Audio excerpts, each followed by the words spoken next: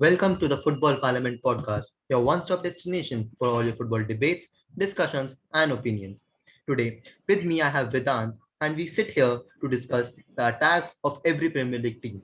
We know Premier League for sure is the best league in the world right now. And talking about the attacking talents, you'll find new players, the youth players, the experienced players everywhere in the league. Cristiano Ronaldo is back in the Premier League, and so is Romelu Lukaku. So it will not be wrong to say that Premier League definitely has the best attacking talents and the best attacking teams. That is something that was portrayed the last season as well. The champions of Europe, Chelsea faced Manchester City. Two England clubs faced each other in the Champions League. So that definitely means that the best attacking teams in Europe are in England.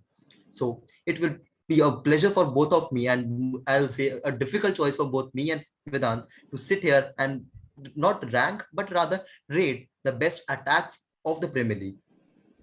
Vedant, some words on Premier League being a La Liga fan. See, first of all, before the Ronaldo I'll be very honest with you. I really don't like the Premier League that much, but since he's gone there, so I definitely need to follow the league very closely. So that's exactly what I'm going to do. But we all know when it comes to Europe, Spain absolutely bashes or spits on England, so it's fine. We'll be ranking the six best teams or rating the six best teams in the Premier League based on their attacks today. First of all, starting with Chelsea, my favorite club, the champions of Europe, Vedant. The Before I get champions of started, Europe. Why does always the champions of Europe come when you talk about Chelsea? Anyways, let's get obviously it started. has to. Jokes aside, yeah, it has to because it's a pretty big thingy, anyways. Going towards Chelsea, let's go to their main player in the attack who's just come in fresh, Romelu Lukaku. Of course, we know that he scored a lot of goals with Inter Milan in Serie A, and I think even in Europe in the UCL, he's got around 60 goals with Belgium. So that's a pretty underrated stat. Nobody barely talks about it. Apart from them, they've got Kai Havertz, generational talent said by many players. I think I do agree. Said by many people, sorry. I do agree with The that one who because scored the I've seen Champions him League play. final goal. Yeah. Yeah, he has. Okay, fine. So Kai Havertz, he's a pretty good player. I think he's a cam or a right winger. His position is basically undefined, in my opinion, because he moves a lot from the right, on the center, etc., etc. And he's a pretty good player. Like I really like watching him. He's a technical player too. Apart from them, they've got a Mason Mount. Oh my God, that's a player I like watching a lot. He's always there in the defensive help of the team and even in the attacking phases. We could clearly see that against Liverpool yesterday when he was making those counter-attacking runs. And apart from them, they've got Christian Pulisic, the Mr. Captain America, white American shooter. When Hazard was there, or when should I say when Hazard left, Christian Pulisic was the man who was expected to step up. That exactly hasn't happened, but Christian Pulisic has had great performances with Chelsea in the past. Some being in the Champions League, some being in the Premier League. Apart from them, if we're talking about Chelsea, the best part of them is their midfield and their defense. But since we are talking about attacking, we have to talk about a player, Timo Werner. I'm not going to roast him because he scored against my club. Timo Werner has 28 goal plus assists in his debut season. He's missed some tap-ins, but apart from that, he's had great performances. If you keep those scoring aside, if you just look at it from a football perspective, you can clearly see his off-the-ball movement. It's pretty underrated and it's a pretty great thing. And apart from that, I think, yeah, I've summed up majority of their key I attackers. think we still are left with some of the players. It's going to be like the bench strength. I think Chelsea is the best.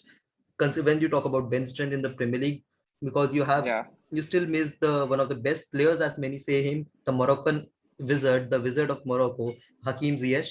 You missed one of Oh, the yeah. talents of England, the budding talents of England, Callum Hudson-Odoi, who also offers you a lot of width. So I'll just Mm. sum up that when you talk about strikers, we have one number nine. Like Chelsea was missing a holding striker who could play with his back towards the goal. We had Giroud, but he was not that quick. He was not that. He lost his prime over the years, I'll say. Now we have Lukaku. We have Timo Werner and Kai Havertz who can make the runs behind the defense line as Lukaku can provide them with assists. So right now, I think the Chelsea attack is completely failed, or completely it is complete, to be honest. The only thing I find missing in Chelsea's attack is a replacement to Lukaku. If Lukaku is Yeah. injured, do we have a player with same profile? We definitely lack that player, but with without Lukaku also this team won the Champions League. It is not something we should be not considering. Obviously, we were not scoring or we were not clinical enough, but we should be talking. And one name you mentioned was Mason Mount. That guy had 99 opportunities created the previous season. 99 is just numbers like we cannot even imagine. He did so many things. So how will you rate Yeah, Chelsea's and attack? whenever you saw Chelsea, you clearly saw Mason Mount making those runs for the team. He was always there, never really absent, even when he was playing. So, Chirag, what was your question? Yeah, well, I'll just say that we are rating the teams. I think rating should be based on the first of all the attacking qualities they had, the clinical finisher, the Hmm. wingers, the quality wingers if you have them, and obviously the bench strength. These are the three criteria I see in a team that go forward. So I definitely feel that we should go with these three criteria according to me. How do you rate Chelsea Hmm. out of 10? Out of 10, I think they deserve an 8.5, if I'm not wrong. Because see, we cannot hide the fact that it was their defense and midfield which ultimately won them the Champions League. I mean, they were rock But we are solid talking about behind. this season. Yeah, 8.5. 9, 9. I'll do you one better, 9, in my opinion. So I'll also go with 9 and just don't want to get biased and go for the 10. Obviously, every team Yeah. has the room to get better with time. So both me and Vedant agree on a 9 for Chelsea. Now, next, moving to the losers of the Champions League, I'll say the winners of the not best team in not the England, champions of Europe, not the champions not the of champions of Europe, but the Premier League champions and the defending champions of Premier League. That is Manchester City. Yeah. Vedant. So So, going ahead with them, mm, they made a 100 million signing in the name of Jack Grealish, a talented winger. Should I say he can even play as a midfielder. He's very creative when it comes to his passing quality, close control dribbling, and a lot more things to say about him. I mean, basically, if you have to look at Grealish, you just can't talk about his stats. You need to see the way he plays. He's always active and pretty much there to make the game. And even against Arsenal, I think he had 2 assists. So I think he's going to be a key player for Manchester City in the future. Apart from them, apart from him, they've got the likes of Kevin De Bruyne. Of course, that guy is probably one of the best players in the world, the best if in the not league. the best player. Best in the league, definitely. I mean, he's way better than Bruno in my opinion. That creative passing, oh my god, I'm just a fan of him. So Kevin De Bruyne, I don't really need to talk about him. City play total football, so his should I say position cannot be defined. He's played as a false nine, cam, etc. But Even on the for the right, etc. consideration, we can put him in the attack because his main contribution Yeah, is in the attacking third. So yeah, we his can main go ahead with contribution that. comes in the offense, so we have to take him in the offense. Going towards other players like Riyad Mahrez, a very good right winger. I mean, whenever I've seen him, he's a proper baller with those dribbling skills, and even a very big moment in the Champions League against Paris Saint-Germain to reach the finals. He's had great moments for City in the Champions League and in the Premier League, so he's a great player for them. Going towards talents, Phil Foden, he's a generational talent in my opinion. People are discrediting him basically because Man City fans overhype Phil Foden. But Phil Foden is really a very good player. In my opinion, in terms of proper technical football, I think he's better than Mason Mount. I could be wrong, but that's just my opinion. Apart from they've got Raheem Sterling, who had a bad season, but we know what he can do. At certain point, he had like And a at the Euros, at the Euros. He did have a good Euros in terms of scoring, but overall, I shouldn't be really commenting on that. Apart from that, we know what Raheem Sterling has, like his talent, etc. At certain point of the season, back not this season, back in probably 2 to 3 years back, he had a 40 goal plus assist in a year, so that's pretty good. Not the Messi Ronaldo level kinds, but still in a league of his own. Apart from them, talking back in the talent list, Ferran Torres is there. I once said Ferran Torres is going to be a world class player, and he's going to live up to that. He scored, I think, 2 goals against Arsenal yesterday, and he had a very big role in City's demolition derby against Arsenal. Apart from that, Gabriel Jesus, not really the flashy player, but of course, he is the player who can link up the play, score some crucial goals, etc. So, Chirag, you go ahead along with Bernardo Silva and other players they've got. and see, talking about City, if you would have asked me the previous season, I would have said that they are the best team when you talk about attacking front. But Yeah, we have to all agree that they are without a striker. Every attack, Hmm. as I said, should have a number 9. Hmm. If he's a poacher, a player who plays from behind the box or anything, like even Liverpool has Roberto Firmino, at least they have a number 9. It does not matter he's a defensive striker or whatever, but they have a number 9, right? They Yeah. City do not have a number 9. That is the main problem with me. With Aguero leaving now, who can you trust to play or to defend your title? Can you go for a attacker? See, he might come in this transfer window with 4 days left at the time of recording. A new striker might come in, but right now they have to accept that they do not have a number 9 and they need a makeshift number 9. It can be Ferran Torres, who has played for Spain as well. No, it could be Kevin De Bruyne, who played the previous season most of the time as a false 9. So they have to adjust and they have to compromise one position according to me. So I'll still ask you, like, what is your rating about this team? Before I start rating, I'll just give a brief about the transfer window, Man City's transfer window. That club tried to sign Messi, Ronaldo, and Kane in the same window, and they failed completely. They And completely Haaland. bottled it. And Haaland, yes, and Haaland, of course, the generational talent again, a striker, offensive. So if you have to talk about Man City and if they're not bringing in a striker, first of all, they need to realize, as you said, and I feel that Ferran Torres is the best suitable option. He's a clinical finisher in the box. When you just pass him, he'll just go for the shot, probably go as a goal. And whenever he's played, in my opinion, whenever I've seen him, he's always scored a goal. So I think you can rely on him as a striker if City are not buying anyone. And going back to the buying part, do you really think City needed Jack Grealish? See, when you're talking about Jack Grealish, any team needs him because the attacking input that he brings in is very different. And City went for Grealish because Raheem Sterling is aging now. Not aging, obviously, he's very young when compared to the likes of other Basically, people. he's 26, but basically sort of past his prime, Yeah, past his the best days, even at Raheem Sterling 26. we knew. So to get, and also one thing that City was not able to draw fouls. I'll say that at the consistency like other teams did. So definitely Yeah. Grealish gives you that option to get the fouls or to change the momentum during the play. So obviously they went for Grealish and they needed him, and they did not have any other option as well. If you talk about City, you need a world class striker. Who is the world Hmm. class striker in this window? Lukaku. He would Ronaldo. never come to some other player like Chelsea, or other than Chelsea, I'll say Ronaldo. He obviously cannot choose City over United. That we all saw. Lewandowski, maybe they can go for him in the next window because in the last 4 days, I do not predict the deal could happen very quickly. Haaland also moving this year is something very off that will never happen. City, I know, The not going to chances are spend minimal. 300 million Yeah. in a single window with Grealish. So I see, talking about the rating, I'll directly go to the ratings and I'll give them an 8.5, maybe an 8, but 8.5 due to the Kevin De Bruyne, your Riyad Mahrez, and a lot of attacking talent that they already have, and they're beating teams for fun, the likes of Arsenal and stuff. So definitely an 8.5. I think I'll give them a 9 because even when we are talking about them needing a striker, they're still beating teams for fun, like final against Arsenal. It was And yesterday, obviously, they were and the many other games. best team or the most scoring team in the Premier League for the last 2 seasons. Yeah, that was there. But still, they do need a striker because when it comes to the important occasions, such as the Champions League semi-finals or the finals, you should say, they didn't have someone to play it inside the box. So I think I'll agree with you here, and probably an 8 or an 8.5 is a And fair just rating for them.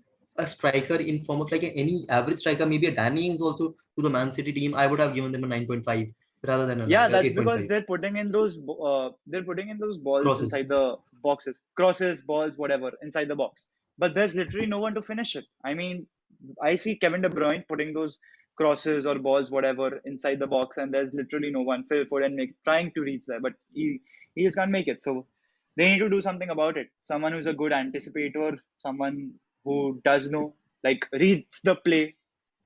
And one name we were talking about during this conversation was Harry Kane. So let's Yeah, move on to the team where Harry Kane has committed his future for the next season or the yeah. coming season. I'll say, how do you rate Spurs? Like, obviously, they were not at the best of the teams, but me mentioning Spurs here is because of Harry Kane. If Harry Kane would have left, we would not be even talking about Spurs in this video, according to me.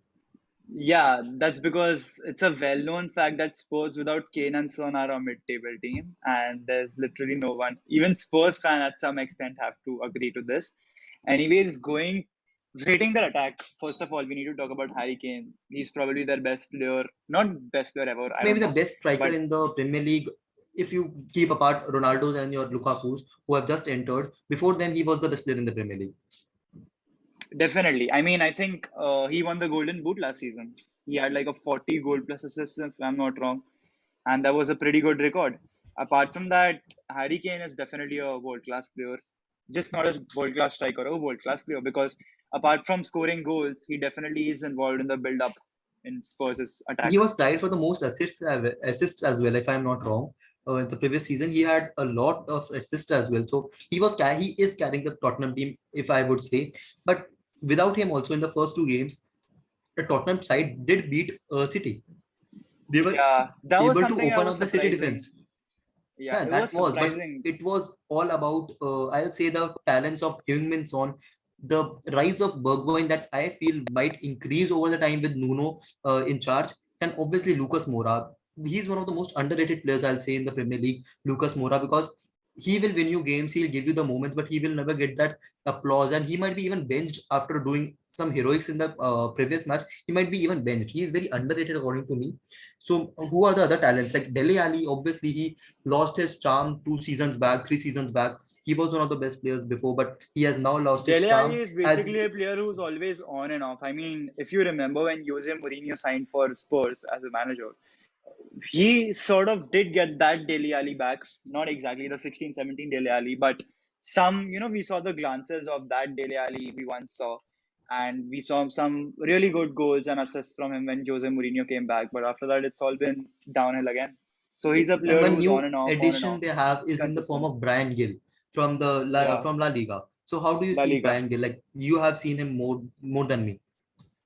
Yeah, see, Brian Gill, I think if I'm not wrong, he was with Sevilla. He's a young Spanish prospect. He's a winger and he loves to create. Like he's a proper creator, playmaker sort of player. So if you are having him in your team, you basically need to play him on the left, and he's just basically crossing the ball for you inside the box or making some great passes for you. That's him basically.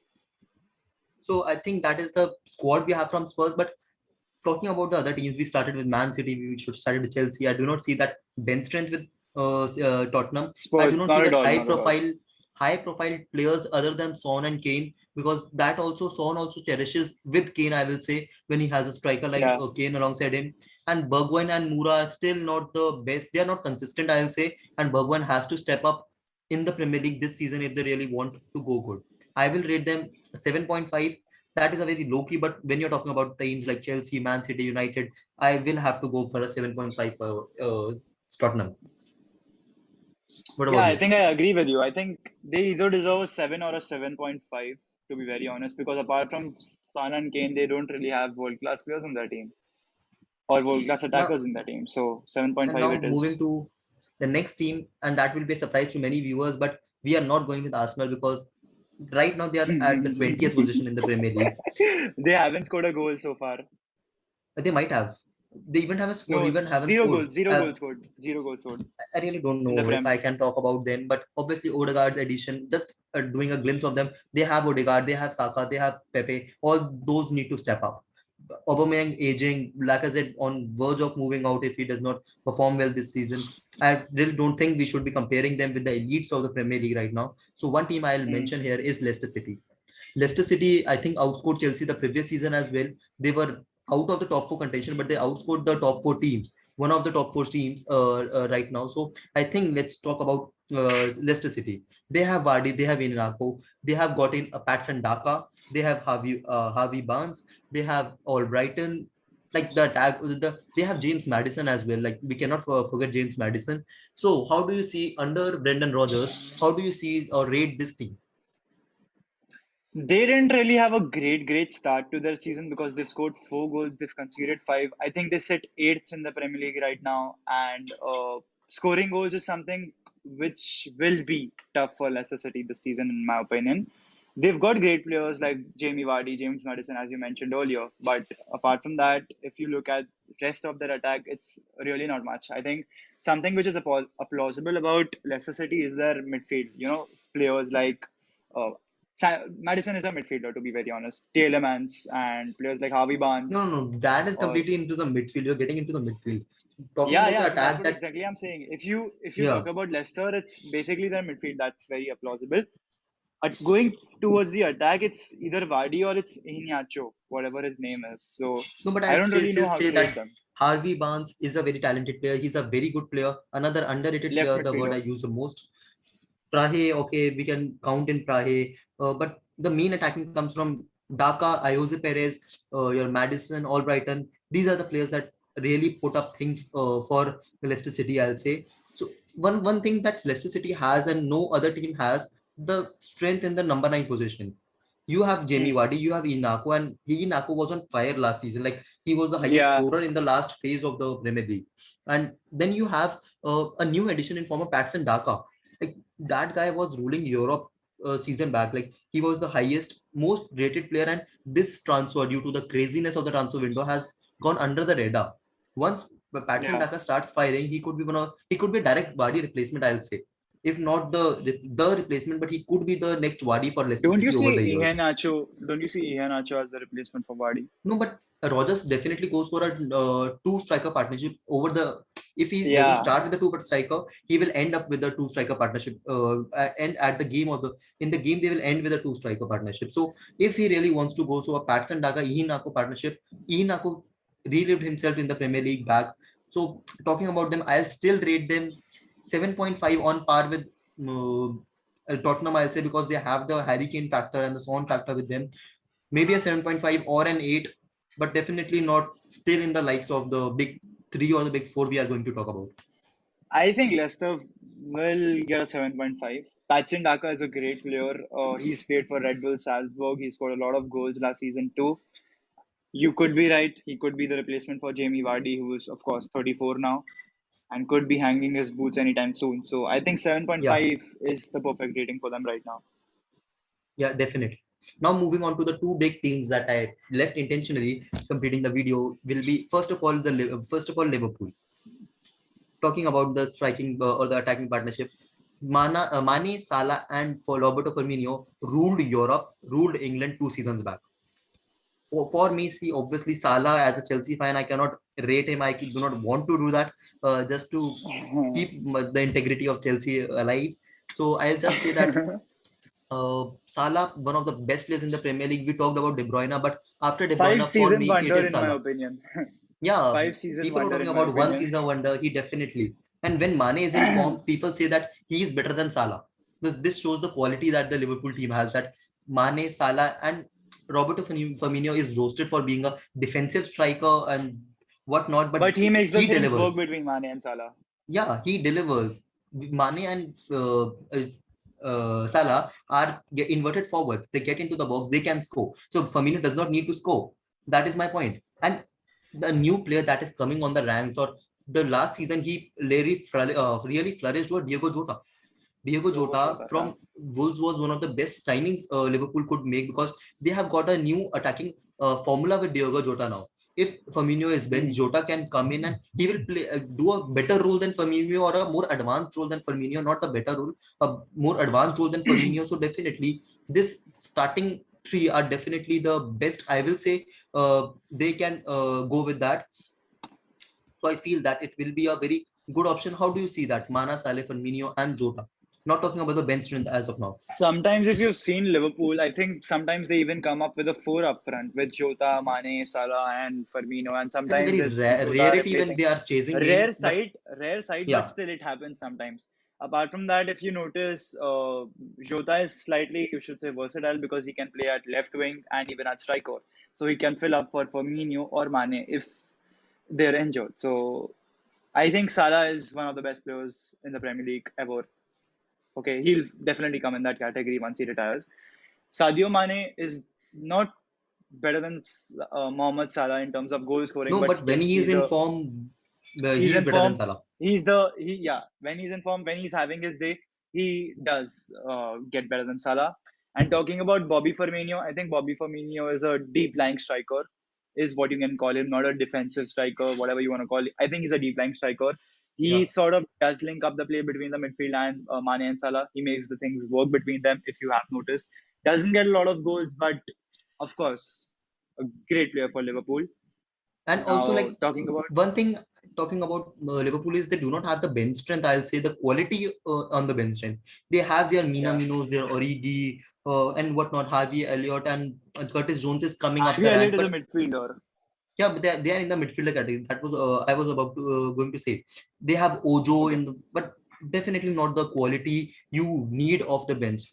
I do not really Yeah. want that to happen with any player. But in case if Mohamed Salah gets injured, it will be a Hmm. similar impact that they had when Van Dijk got injured. They are heavily Yeah. reliant on Mane and Salah, I'll say. And if something like To the score. centre back curse that happened with them the previous season, if it happens with the attacking talent, they do not have the bench strength, according to me, the likes that Chelsea and City have. So And even maybe Man I'll, United now.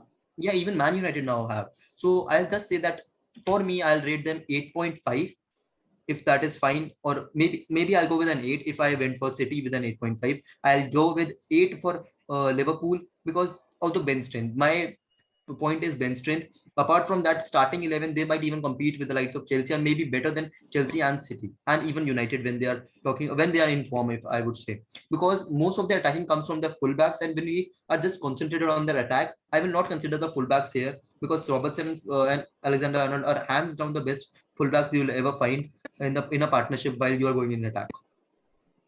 So, what's your take? What's your rating of the team? Based on that front three and Diogo Jota, I'll give them a 8, to be very honest. To be very honest. I think 8 is perfect for them. And now talking about the most talked about team in this transfer window. Now it Viva will be most Ronaldo. about team. Yeah, definitely. Viva Ronaldo. Ronaldo is back in the Manchester United shirts. Talking about Manchester United, they have gotten Varane, they have gotten Sancho, but we are here focused on attack. So the new two additions in the attack are Sancho and Ronaldo. Like this even takes guts to say that Ronaldo and Sancho are moving to the same team in the same transfer window, considering the And we money aren't and the even stuff. talking about Fernandez and Rashford here. No, no, no. I'm just talking about the new attacking talents that have Yeah, entered, yeah, yeah. and And now we haven't, that's discussing exactly about. what I'm saying. And we haven't even mentioned the other attackers here. Exactly. Now talking about the other Yeah. attackers, you have Bruno Fernandes, you have Paul Pogba. I'll consider them as an attacking midfielder for this video right now. They have Hmm. Rashford, they have Cavani. Martial, they have the best or the most prospected youngster with most prospect in form of Greenwood because he is delivering at the highest level.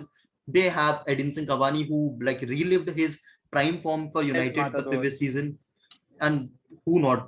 Obviously, Jadon Sancho is here. They have the mighty Jesse Lingard, if you cannot forget. They have him Yeah. with them. They had Diallo, but I think that Diallo would be moving off on a loan Amad this Diallo is season. probably moving. Yeah, and they have Daniel James as well. If you would have Hmm. talked to me 2 weeks back, everyone was rating that United has the best team. They can go and win the Premier League. I always countered with the that they do not have Winston, but now they have Winston. They have everything in attack. So first of all, talking about United, they have not started their season with the best squad or the full squad, but I'll say their starting lineup right now should be Sancho on the right, Rashford on the left, Ronaldo up top with Bruno and Pogba as the two number eights. If they switch to a 4-3-3, that I don't know if Ole will do that or not, but definitely. How do you see this starting four? Bruno, Sancho, Rashford, and Ronaldo. I think it's gonna be a 4-2-3-1, and as you mentioned, three behind Ronaldo, Rashford, Fernandez, and Sancho. I think this is something we really need to see, the Portuguese and the English connection. English connection Yeah, being on the two side and English and two Portuguese Portuguese connection in players. the center. Yeah. So that's something we're looking for. Cristiano Ronaldo is Cristiano Ronaldo, the GOAT. We don't even need to talk about him. Probably the greatest player ever, apart from Lionel Messi, that is. And going towards Bruno Fernandes, what a player. I mean, that guy is literally the second scorer. If United need goals, Bruno Fernandes steps up, either scores the penalty or scores some wonderful goals and comes up with assists for those goals. So, of course, ever since, to be very honest, when the 1920 season started with Man United, we could clearly see them lacking the leadership. Like they didn't have leaders. Even though Harry Maguire was the captain, but they lacked leadership. Apart from that, they didn't have players who would step up in the big occasions. Rashford has always been inconsistent, and they couldn't rely on Martial and etc. to score more goals. Bruno Fernandes came in, and the situation about Man United changed. If you've seen Man United post Bruno Fernandes, they've either been second or third or fourth, or probably sometimes even first. Apart from that, they've before Bruno Fernandes, they've always been down, like fifth, sixth, somewhere there. So definitely, like they Up- have, and talking about the bench strength, they have Anthony Martial. I do not know if he has a future with Manchester United now, with Ronaldo coming and Greenwood stepping up. They have Greenwood, as I mentioned. They have Daniel James. Maybe they lack the quality on the wings, I'll say, or the bench strength on the wings because they have Daniel James to fill in, and maybe someone Cavani plays up front. Greenwood can obviously play on the right, I'll say, but they lack that quality. They Yeah. have Jesse Lingard, who has been in good form lately in the last season. So definitely they have that. They even have Donny van der Beek if you want, but it is more of a midfield option, I'll say. Team So viewer, yeah, team viewer. yeah, obviously the bench warmer for Manchester United. So I'll say I'll rate this team 8.5, not into the Chelsea and the Man City category as of now, but definitely an 8.5 according to me, I think this because of the bench the strength. rating for now, the rating for now is perfect. Like 8.5 is something they deserve. But when this team starts to click, no, I think we'll have to improvise that rating. I'm ready to be bashed later. I am ready to be corrected. I'll be very happy if I am proved wrong. But as of now, they have not, the front four I mentioned, they have not started together. So we really do not know Yeah, what is going on with true. them. And maybe Exactly. I overhyped Chelsea with the 9 rating as well because I was Hmm. obviously I am a Chelsea Lukaku. fan. Yeah, my final rating I'd still go with is Chelsea 9, Man City 9, Liverpool 8.5, then your Leicester City and 8, then 7 point, no, yeah, Liverpool Man with United 8.5, Leicester 8, and Spurs 7.5 or 7.5. 8. Yeah, Yeah. no, 7.5. Spurs will still, or maybe a Yeah. Leicester and Spurs on a 7.5, Liverpool on an 8, 8.5 for your Liverpool. Oh, sorry, Manchester United, 9 for Man both City and United. Chelsea. What are your final ratings? I agree with you. I stick with the same ratings because we've already discussed about these ratings. Yeah. So this was a very fun video. If people really do you really like that video, if you really like that, do comment, do like our video, and we might even go for the midfields and the defensive options in the next coming videos. So definitely do like, comment, and share. Thank you, Vedant, for coming, and see you all. Stay tuned for more.